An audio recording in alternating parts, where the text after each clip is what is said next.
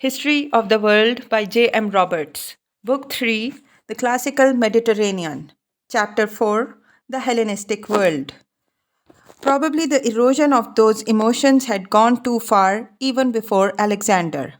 The triumph of Greek culture was deceptive. Language went on being used but with a different meaning. Greek religion, for example, a great force for unity among Hellenes, rested not on ecclesiastical institutions but on respect for the Homeric gods and goddesses and the behavior they exemplified. Beyond this, there were the city cults and official mysteries. This had already begun to change, possibly as early as the 5th century, when, under the impact of the prolonged war, the Olympian gods began to lose respect paid to them. There was more than one cause of this. The rationalism of much Greek 4th century philosophy is as much a part of the story as the rise of the new fears. With the Hellenistic age, another influence is felt, that of a pervasive irrationality, of the pressure of fortune and fate. Men sought reassurance in new creeds and faiths. The popularity of astrology was one symptom. All this only came to its climax as late as the 1st century BC. The period, says one scholar, when the tide of rationalism, which for the past 100 years had flowed ever more sluggishly, had finally expended its force and begins to retreat. This is perhaps further ahead than we need to look at this point in the story. But one thing about this reversal is striking at an early date.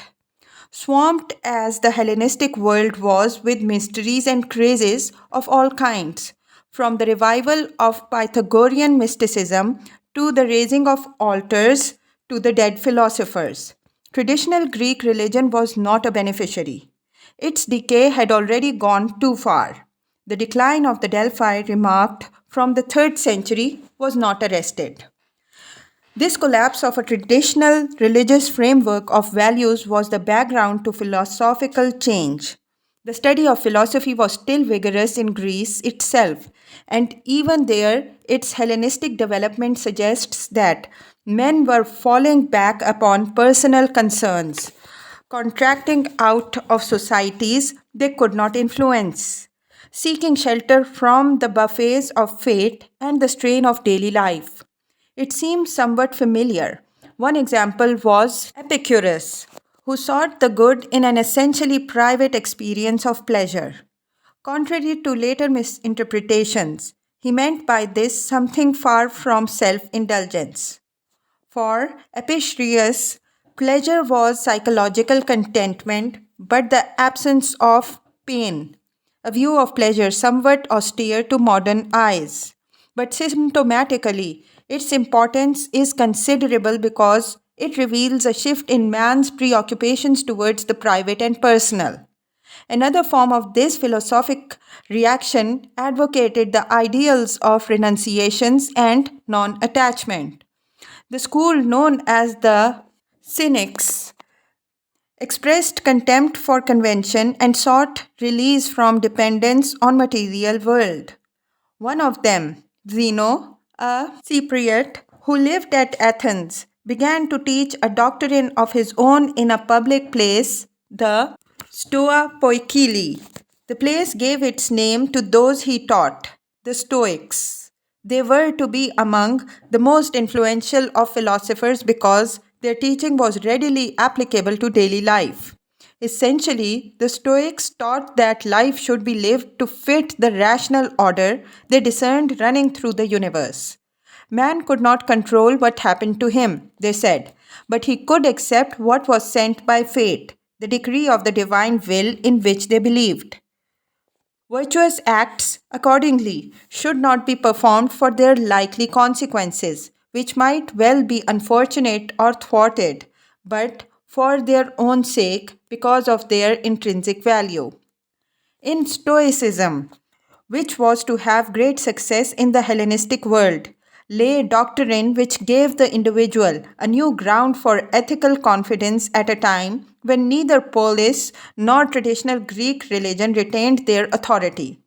Stoicism also had the potential for a long life because it applied to all men who, it taught, were all alike. This was the seed of an ethical universalism which gradually transcended the old distinction between Greek and barbarian, as it would any other distinction between reasonable men. It spoke to a common humanity and actually produced a condemnation of slavery, an amazing step in a world built by forced labor. It was to be a fecund source for thinkers for 2000 years. Soon, its ethic of disciplined common sense was to have great success at Rome. Philosophy thus showed the symptoms of the eclecticism and cosmopolitanism which strike the eye of almost every other aspect of Hellenistic culture.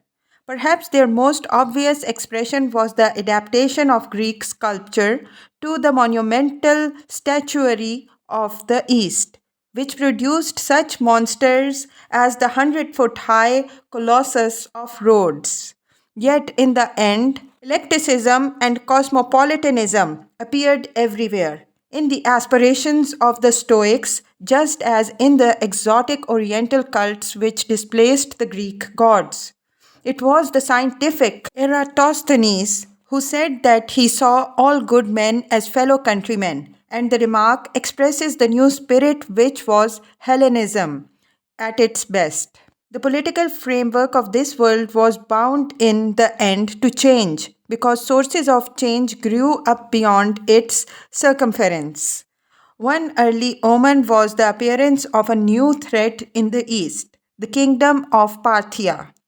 By the middle of the 3rd century BC, the weakness imposed by the Seleucid kingdom's concentration of population and wealth in its western half was leading to over preoccupation with relations with the other Hellenistic states. The northeast was threatened, as always, by nomads from the steppes, but the government was distracted from this danger by the need to supply money and resources for quarrels with Ptolemaic Egypt. The temptation for a remote satrap to strike out on his own as a warlord was often irresistible. Scholars contest the details, but one of the satrapies in which this happened was Parthia, an important area to the southeast of the Caspian.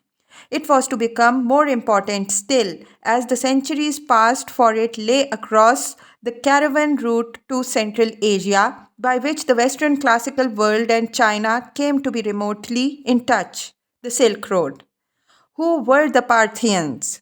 They were originally the Parni, one of those Indo European nomadic peoples who emerged from Central Asia to create and recreate a political unity in the highlands of Iran and Mesopotamia.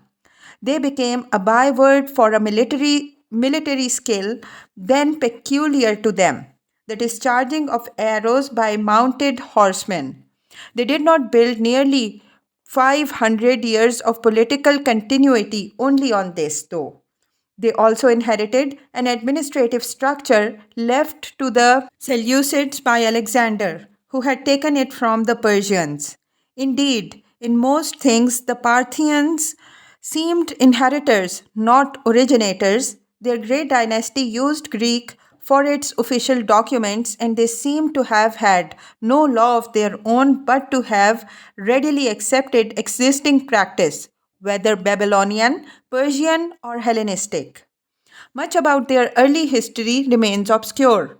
There was a kingdom whose center remains undiscovered in Parthia in the 3rd century BC, but the Seleucids do not seem to have reacted strongly to it.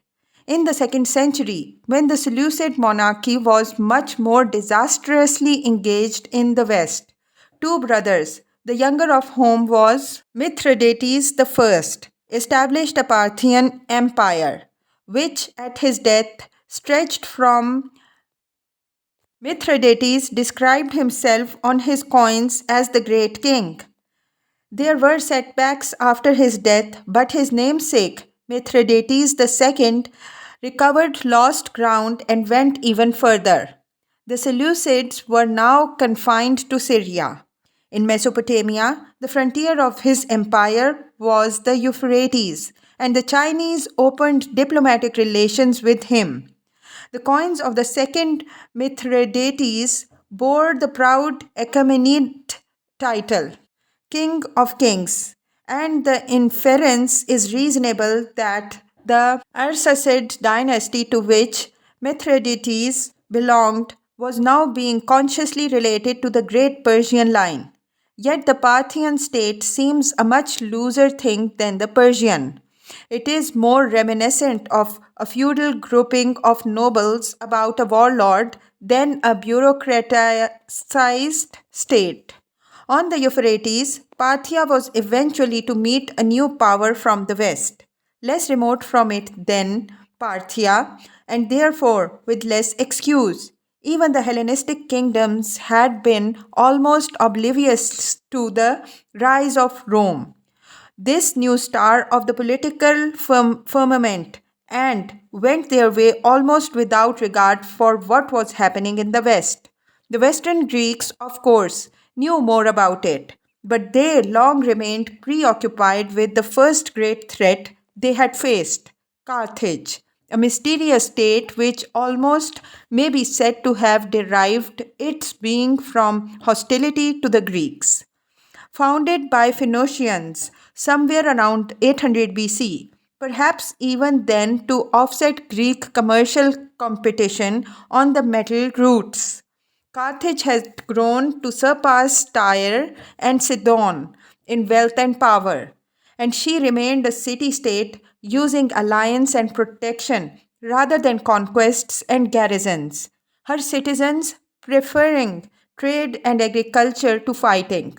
Unfortunately, the native documentation of Carthage was to perish when, finally, the city was razed to the ground and we know little of its own history. Yet, it was clearly a formidable commercial competitor for the Western Greeks. By 480 BC, they had been confined commercially to little more than the valley, Italy, and above all, Sicily. This island and one of its cities, Syracuse, was the key to the Greek West. Syracuse was for the first time protected Sicily from the Carthaginians when she fought and beat them in the year of Salamis. For most of the 5th century, Carthage troubled the Western Greeks no more, and the Syracusans were able to turn to supporting the Greek cities of Italy against the Etruscans. Then, Syracuse was the target of the ill fated Sicilian expedition from Athens, 415 to 413 BC, because she was the greatest of the Western Greek states.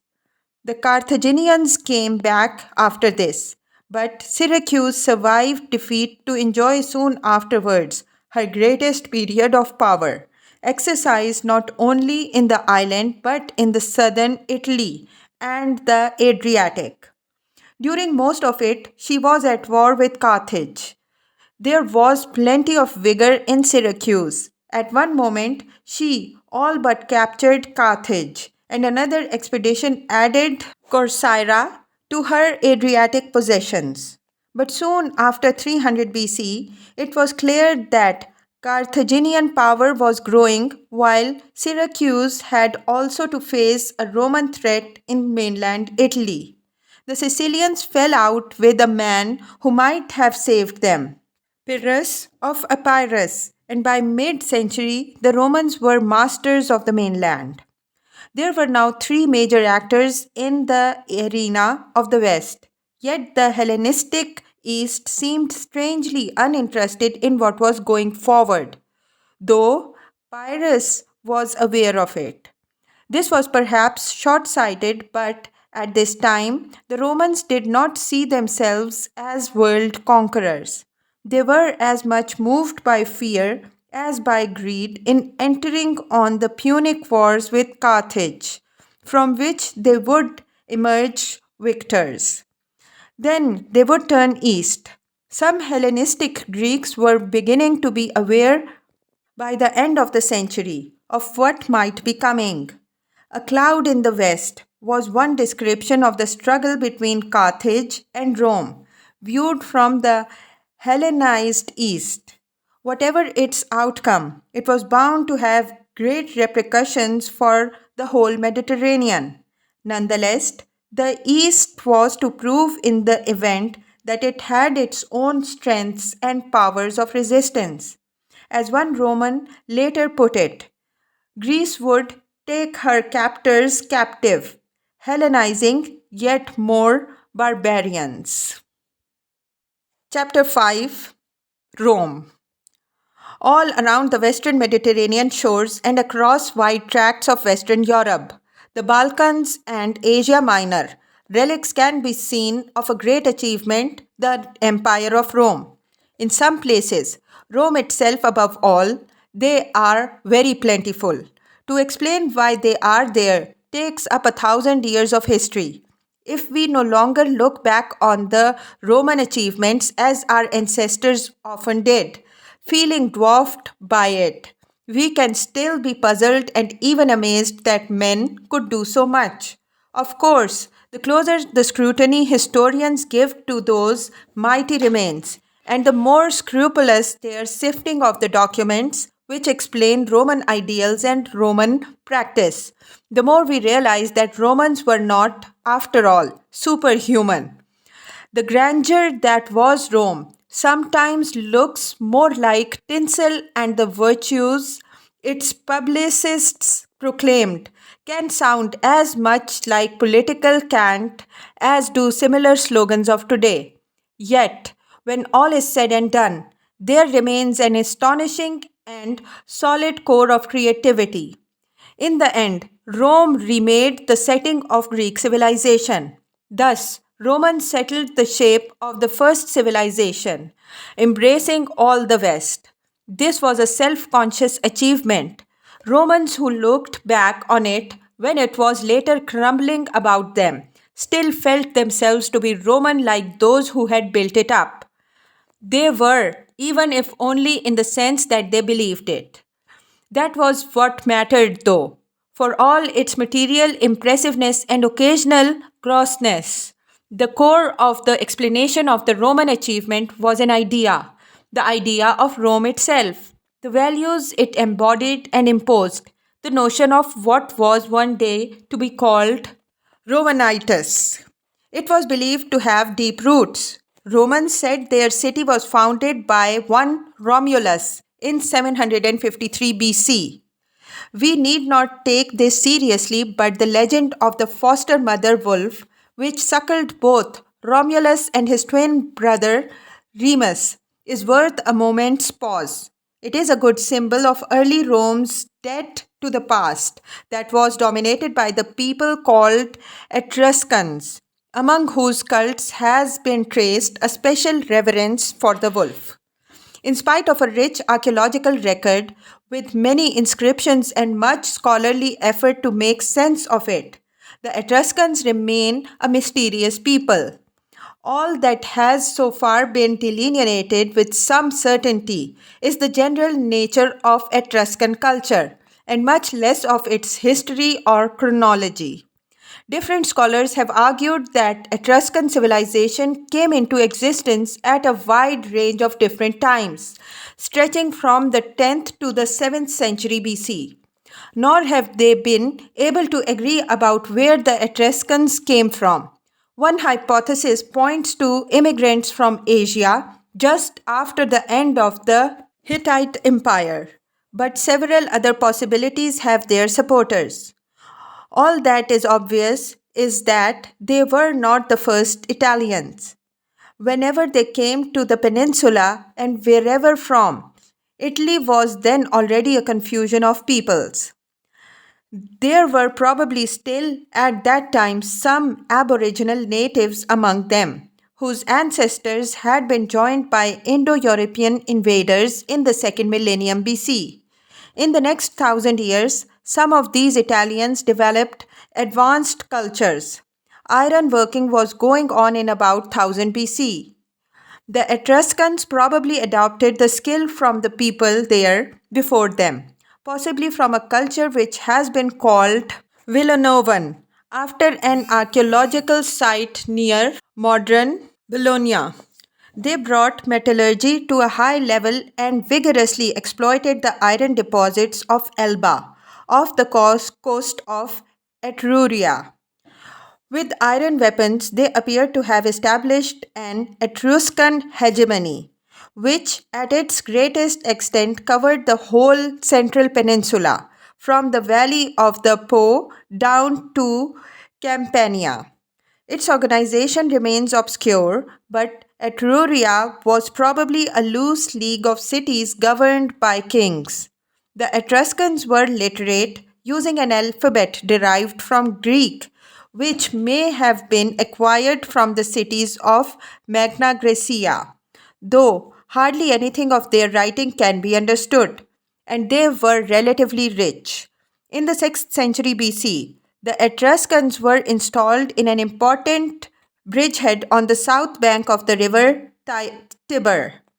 This was the site of Rome, one of a number of small cities of the Latins, an old established people of the Campania. Through this city, something of the Etruscan survived to flow into and eventually be lost in the European tradition. Near the end of the 6th century BC, Rome broke away from Etruscan dominion during a revolt of the Latin cities against their masters. Until then, the city had been ruled by kings, the last of whom, tradition later said, was expelled in 509 BC. Whatever the exact date, this was certainly about the time at which Etruscan power, overstrained by struggle with the Western Greeks, was successfully challenged by the Latin peoples, who thereafter went their own ways. Nevertheless, Rome was to retain much from its Etruscan past. It was through Etruria that Rome first had access to the Greek civilization with which it continued to live in contact, both by land and sea.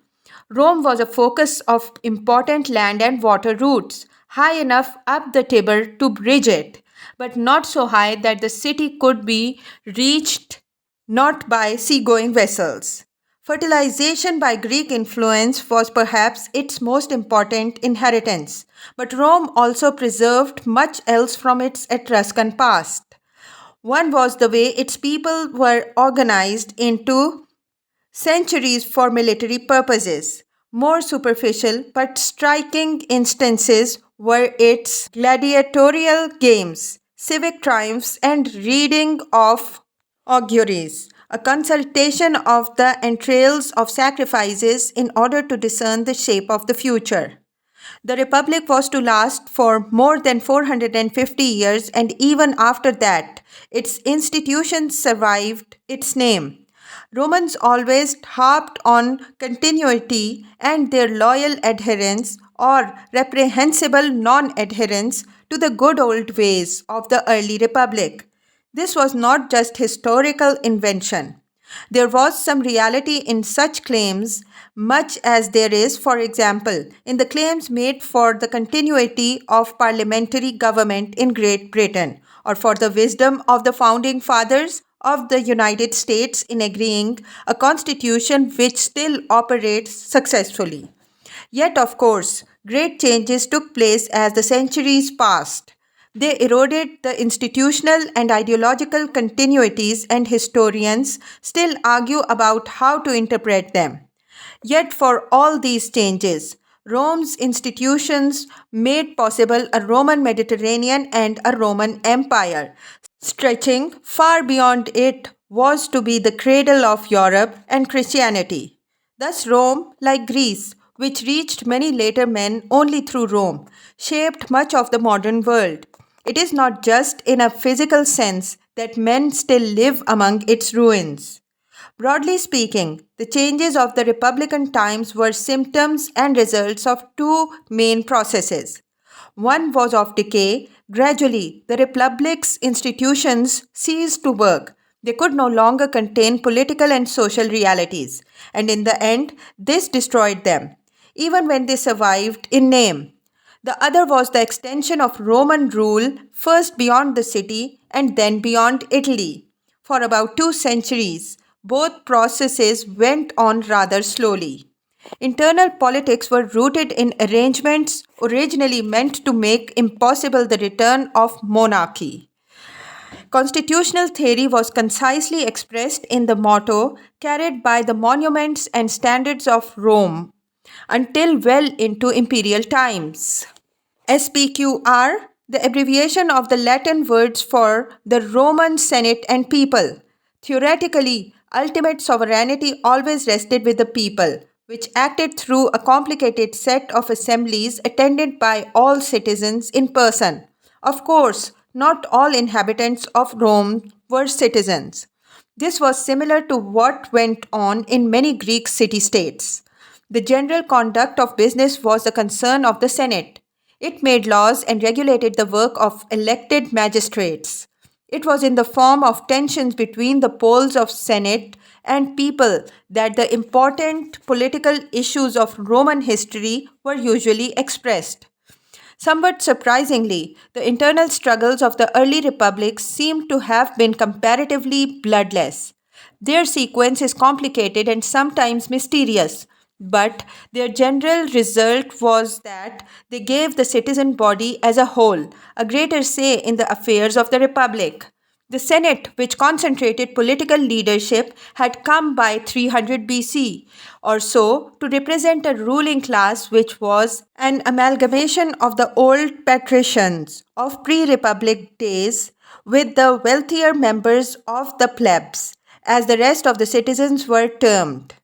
The Senate's members constituted an oligarchy, self renewing, though some were usually excluded from each census, which took place once every 5 years. Its core was a group of noble families whose origins might be plebeian, but among whose ancestors were men who had held the office of consul, the highest of the magistracies. Two councils had replaced the last kings at the end of the 6th century BC. Appointed for a year, they ruled through the Senate and were its most important officers. They were bound to be men of experience and weight, for they had to have passed through at least two subordinate levels of elected office, as quaestors and praetors, before they were eligible. The quaestors, of whom there were 20 elected each year, also automatically became members of the Senate. These arrangements gave the Roman ruling elite great cohesiveness and competence, for progress to the highest office was a matter of selection from a field of candidates who had been well tested and trained in the office. That this constitution worked well for a long time is indisputable. Rome was never short of able men. What it masked was the natural tendency of oligarchy to decay into faction, for whatever victories were won by the plebs, the working of the system ensured that it was the rich who ruled and the rich who disputed the right to office among themselves. Even in the Electoral College, which was supposed to represent the whole people, the Comitia Centuriata organization gave an undue proportion of influence to the wealthy. Plebs, in any case, is a misleadingly simple term. The word stood for different social realities at different times. Conquest and enfranchisement slowly extended the boundaries of citizenship. Even in the early times, they ran well beyond the city and its environs, as other cities were incorporated in the Republic. At that time, the typical citizen was a countryman. The basis of Roman society was always agricultural and rural. It is significant that the Latin word for money, pecunia, is derived from the word for a flock of sheep or a herd of cattle, and that the Roman measure of land was the juggerum, the extent that could be ploughed in a day by 2 oxen. Land and the society it supported were related in changing ways during the Republic, but always its base was the rural population. The later preponderance in men's minds of the image of imperial Rome The great parasitic city obscures this. The free citizens who made up the bulk of population of the early republic were therefore peasants, some much poorer than others. They were legally grouped in complicated arrangements whose roots were sunk in the Etruscan past.